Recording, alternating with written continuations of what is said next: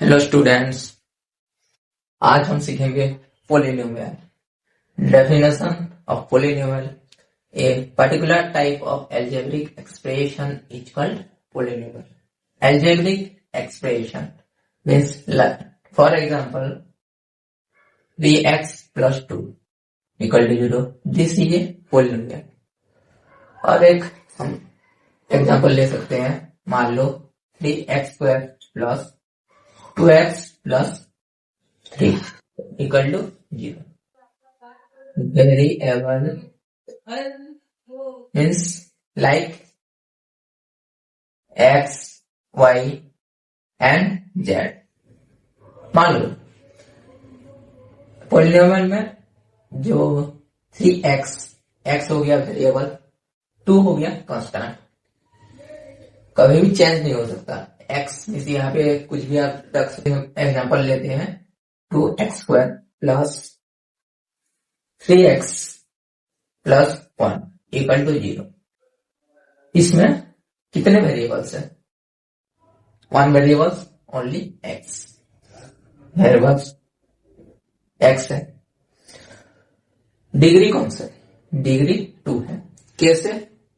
देखो, जो पोलिनोमियल का सबसे हाईएस्ट डिग्री होता है, मान लो 3x square plus 2x plus 3 equal to 0। दूसरा पोलिनोमियल है 2x cube plus 3x square plus 2 equal to 0। इनमें से डिग्री कौन सा है? 2 है, क्योंकि यहाँ पे डिग्री 1 है और यहाँ पे 0 है, तो डिग्री यहाँ पे 2 हो गया। यहाँ पे डिग्री कौन सा होगा? 3 हो गया, और यहाँ पे वेरिएबल 1 ही होगा, x होगा। For example 4 plus 2y square plus 3 equal to 0। यहाँ पे डिग्री कौन सा होगा? 4 होगा, क्योंकि सबसे हाईएस्ट है। एंड वेरिएबल कौन सा है? 2 का वेरिएबल x एंड y। समझ में आ गया इतना? यहाँ पे एक स्क्वायर है, ओके, 1 1 1 1। इसके पैरामीटर कितना होगा? आप बोलोगे हाँ इतना ही है, 1 plus 1 plus 1 plus 1 equal to 4।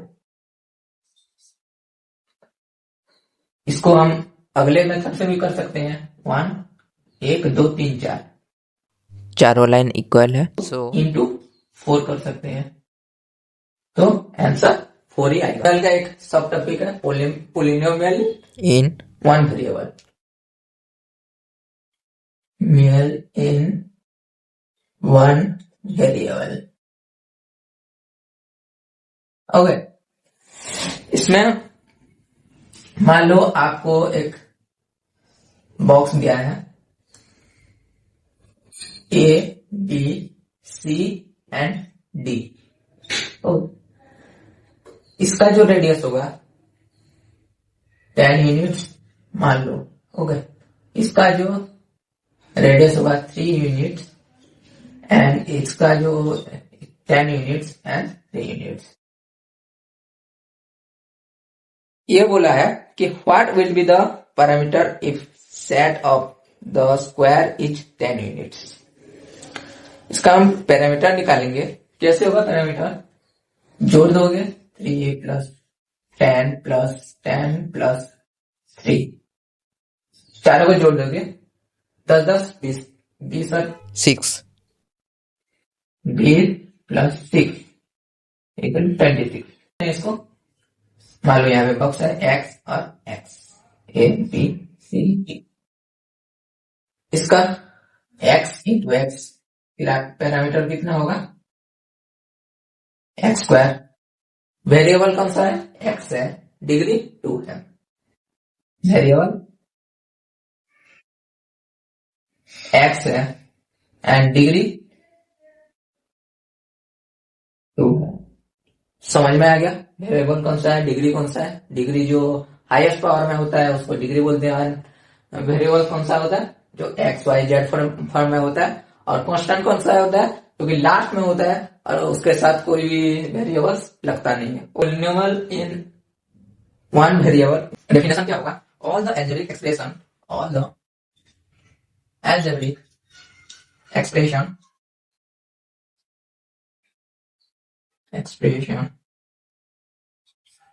we have considered so far have only whole numbers, only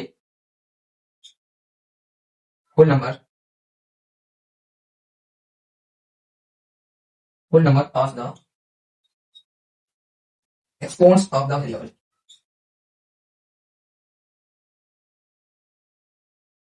as the variable exponents of this form are called exponents of this form are called polynomial in variable, variable। Hello, इसको note कर दिया, इसको note कर दिया। Then इसका समझते हैं क्या डेफिनेशन बोलता है। ठीक है, the algebraic expression, algebraic expression का मतलब समझ आएगा कि एल्जेब्रिक एक्स वाई जेड है, 2x प्लस 2 इक्वल टू 0 है। We have consider so for have only whole number. जो एल्जेब्रिक एक्सप्रेशन होता है ओनली होल नंबर पे एग्जिस्ट करता है। जैसे मैं बोल दूं होल नंबर का मतलब 0 से 1 2 3 ये हो गया होल नंबर, कहां तक? इंफिनिटी तक। Then only whole number exist. देखो, polynomial in algebraic expression 2x plus 3 equal to 0। यहाँ पे 2 और 3 कहां पे जा रहा है? होल नंबर पे जा रहा है। मान लो मैं यहाँ पे -2x plus 3, this is not a algebraic expression, क्योंकि -2 not belongs to whole number, then -2 not belongs to w। Okay, समझ में आ गया? Polynomial in one variable, polynomial in variable, algebraic expression समझ में आ गया, डेफिनेशन समझ में आ गया। आगे चलते हैं। मान लो मेरे पास एक पोलिनोमियल है x plus 2x equal to 0। Okay, यहां पे मैं क्या करूंगा? x का मुझे वैल्यू निकालो, क्या होगा? 3 plus 2 5, 5x equal to 0, x equal to 1/5 हो सकता है, होगा। देन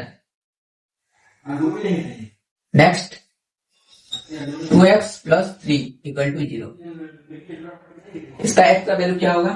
2x, 3 इधर चला जाएगा, देन क्या होगा? -3, x equal to -3 divide by 2।